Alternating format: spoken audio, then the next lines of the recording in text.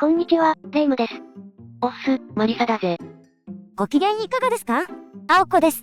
今回ネタにするバイクは、ホンダの CB1100 ファイナルエディションだ。ホンダの国内ラインナップから、空冷4発が消える時が来たな。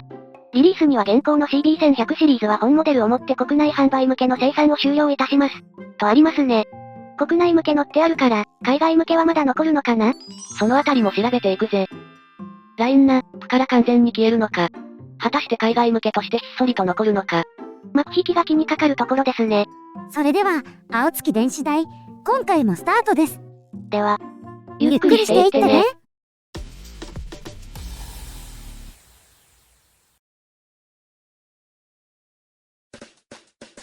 今回の流れはこんな感じだぜ。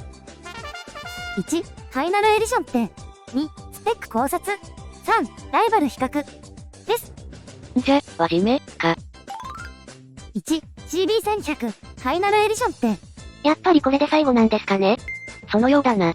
まず、ホンダアメリカのサイトの確認をしたんだが、車種一覧に CB1100 の記載はなかったぜ。あらま。で、ヨーロッパのサイトも確認したところ。どうだった？こちらも同じだ。車種一覧に CB1100 の記載はない。そうですか。国内終了だし、海外向けも販売終了になるってことですね。コレクションホール行きですか？そうだな。で、ファイナルエディションって、どんな仕様なんですか？ CB1100 は EX と RS の2タイプある。それぞれにファイナルエディションが設定される。ふむふむ。まず EX だが、こいつは CB750 フォア風なオールドスタイルを継承したタイプだ。金色のエンジン、スポークホイール、フォークブーツや大きなウィンカーが特徴だな。RS は走り仕様ってことで、EX では18インチスポークホイールが、17インチのアルミキャストホイールに変わってたり、ラジアルマウントブレーキキャリパー、リザーバータンク付きリアダンパーとか、走りに振った装備になってるぜ。EX は頑固親父向け、RS はちょい悪親父向けですね。例え方が昭和だな。で、ファイナルエディションは、主に専用カラーの設定だな。EX はキャンディークロモスフィアレッドと、ダークネスブラックメタリックだ。前後フェンダーはメッキになってて、オールド感マシマシだ。おっさんの青春時代憧れバイクってスタイルですね。RS はマットジーンズブルーメタリックと、マグナレットだな。こちらはタンクカラーに加え、シートとホイールのカラーも変更されてる。ブラウンゴールドのホイールと、ブラウン、ブラックのシートの組み合わせだ。シートとホイールのカラーが変わると、雰囲気もかなり変わりますね。だな。あと、両タイプともに、燃料タンクの上面にフィナルエディションと記載された専用ステッカーが貼られてる。以上。これが、ファイナルアンサー？正解。なんか、さっぱりした内容ですね。ま、こんなところじゃないか？ファイナルってことで、フルオプションなお買い得モデルがあればよかったのに。生産終了とともにパーツも在庫一掃的な感じで。残念ながらない。で、最終型だし、この際だから記念に買うぜって人は、早めに夢店へ走った方がいいぜ。なんで？ファイナルエディションは、生産台数と予約期間が決まってるからな。販売台数は1600台、予約期間は2021年10月8日から11月30日までだ。もちろん予約が殺到して販売台数の受付が終わったら、はい、それまでよ。だ。大丈夫っしょ。いや、最近はファイナルものは即完売パターンが多いから、要注意だ。SR400 のファイナルモデルも速攻で受付終わってたし。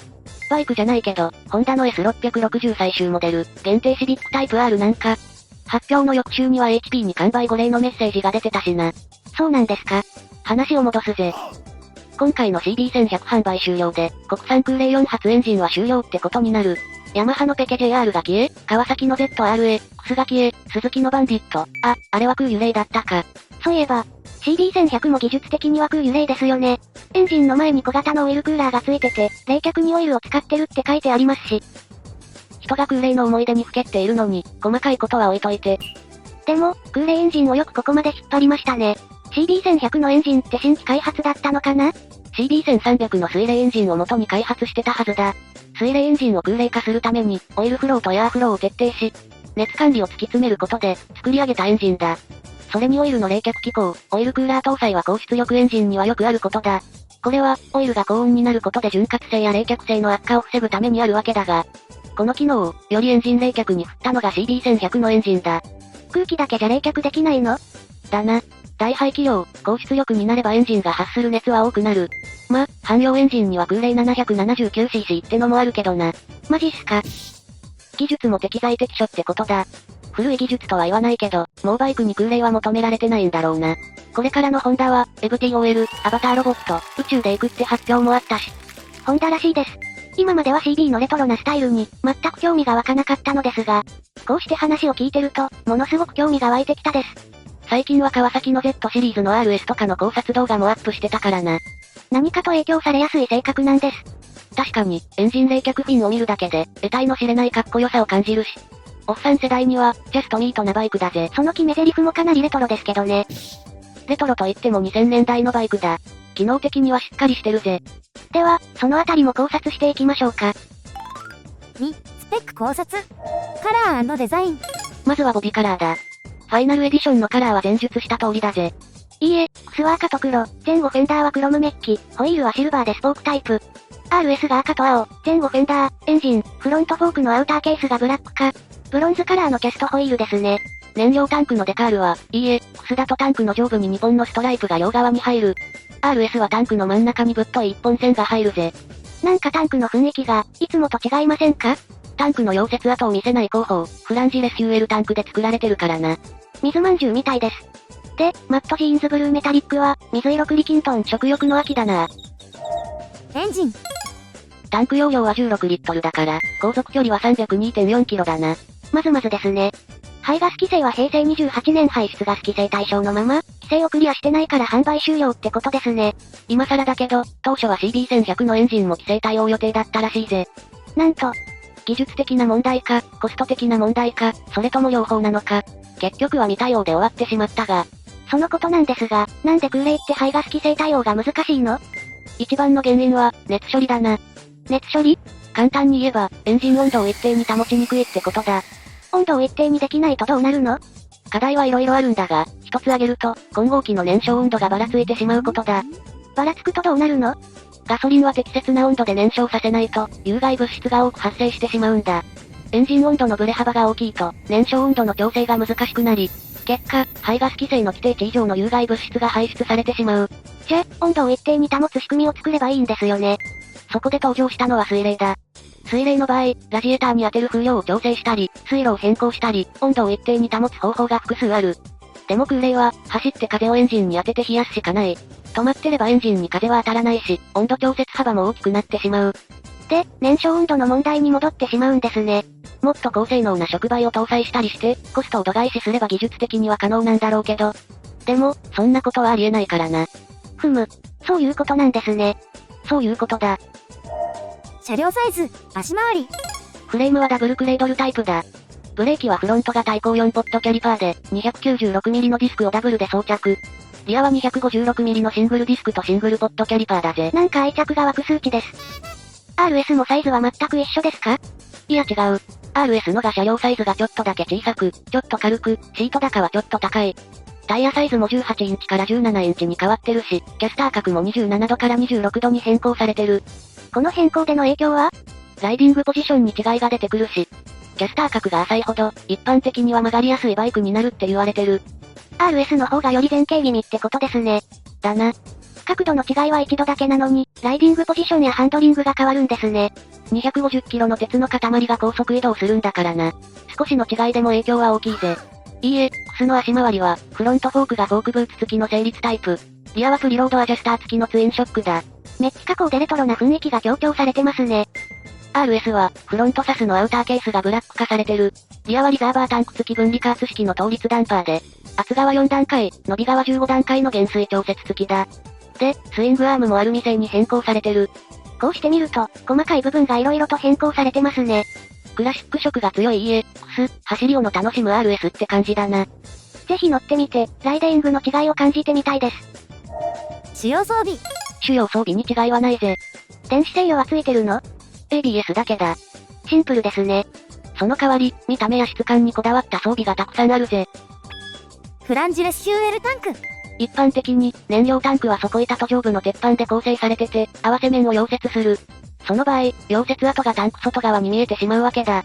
そこで、両者の合わせ面を内側で重ね、溶接することで、溶接跡を外側に見せないようにしてる。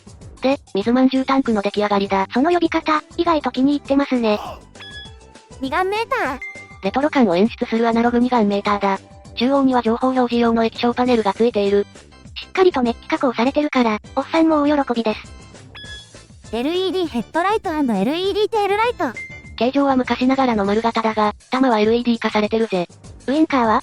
いいえ、XS は砲弾型でバルブ、RS は今風のシュッとした形状で LED だ。見てて癒されるな。やっぱりでかくて丸くないとな。何が？ウインカーが。メッキパーツ、EX。レトロ調雰囲気を醸し出す、メッキパーツがたくさん採用されてるぜ。メーターカバー、ウインカーケース、ホーンカバー、前後フェンダーなど、クロームメッキ処理されたパーツがいっぱいですね。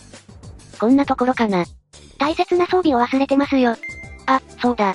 共通装備でグリップヒーターと ETC 車載機が標準だぜ。おっさんにはグリップヒーターは必需品です。価格。気になるお値段ですけど、ファイナルだし、全モデルから価格アップしてるの？価格は据え置きだ。嬉しい値段設定です。電子制御はないけど、性能を考慮すれば十分リーズナブルな価格だな。CB1100 のキャラを考えたら、ABS とアシスト&スリッパークラッチがついてれば十分ですね。だな。さあ、お次はライバル比較といきますか。3、ライバル比較。現行販売中の国産車で、空冷4立ってモデルは CB1100 しかいないんですよね。そうだな。なので、今回は空冷縛りってことでライバルをチョイスしてみた。比較車種はこちら。川崎 W800、ヤマハボルトスペック R、ヤマハ SR400。空冷といえば、BMW の R90 とかありますが、あれは価格帯がかけ離れてるから、今回は除外した。では、比較量、ドン。価格。排気量もジャンルもバラバラだから、値段の比較は難しいか。同じファイナルモデルの SR400 ですが、中古車市場ではプレミア価格になってますね。いくらになってんの？グーバイクで新車を調べたら、新古車が安くて90万円台。高いところとは140万円台です。CB1100 の価格超えてるじゃん。多分、CB1100 も同じような感じになるんじゃないでしょうか。こりゃ、やっぱ買うしかないな。サイズ。ボルトはアメリカンということで、迫力のあるサイズ感ですね。空冷 V 型エンジン、これも歴史に残したいエンジンだな。CB1100 は4気筒ってことで、正面から見た時の迫力がすごいな。これにエンジンガードをつけると、迫力さらに倍増だ。エンジン命のバイクだから、購入と同時に装備しておきたいアイテムですね。エンジン性能。どのバイクもそうですが、排気量の割にエンジン出力は低いですね。熱管理が難しいからな。エンジン出力は低くても、最大トルクはモリモリだ。鬼トルクでパパッと80キロぐらいまで加速して、あとはエンジンのサウンドや鼓動を楽しむ、って走り方ですね。燃費。一番燃費がいいのは SR400 だな。エンジンは単気筒でシンプルだし、車両重量も軽いしね。あえて低回転で、ちょっとノッキング気味でガタガタ言わせながら走るのが好きです。あの振動は単気筒ならではですね。使用装備。CB1100 と W800 の装備が同じだな。たまたまですけど、昔ながらの気候を味わって転がすのが、レトロ風バイクの楽しみ方だよな。さすがにリッタークラスになるとクラッチは重たくなるから、アシスト&スリッパークラッチぐらいは多めに見てね。さ、これで比較は終わりなわけだが。どのバイクがご所望で？オールドル、クスを求めるなら EA、クス、空冷エンジンを楽しむなら RS ってところだな。全くひねりのない回答、ありがとうございます。っていうか、どれもいい。決めにくい。この手のタイプのバイクは、スペッククリア最高って話になりませんからね。CB1100 が最有力候補ってことで。買えればね。じゃ、今回はここまでだ。お次は青子のバイクコーナーです。こんにちは、青子のバイクニュースのコーナーです。今回は2021年度上半期9月の軽二輪車新車販売台数についてです。全国軽自動車協会連合会の情報を引用して話していきますね。上半期は、どのメーカーのバイクが一番売れたのかな？では発表します。4位川崎の4812台、3位鈴木は7398台です。川崎は GX25R が爆売れってイメージでしたけど、意外と伸びてませんね。ZX25R は去年販売車種だし、コロナ関係もあるんだろう。で、2位ヤマハの10251台、1位はホンダで20526台です。全体台数は46326台か。小型二輪を入れれば、もう少し台数は増えると思いますが、2020年の世界二輪車市場は約5500万台って言われてるから、国内販売がいかに少ないかがわかりますね。数字を見ちゃうと、何も言えねえ。早く主もバイクを買って、バイク業界に貢献してくださいね。その前に、ひょんなことから勃発した冷戦をなんとかしないとな。まだまだ前途多難ですね。では、今回はこの辺で。それでは、See you!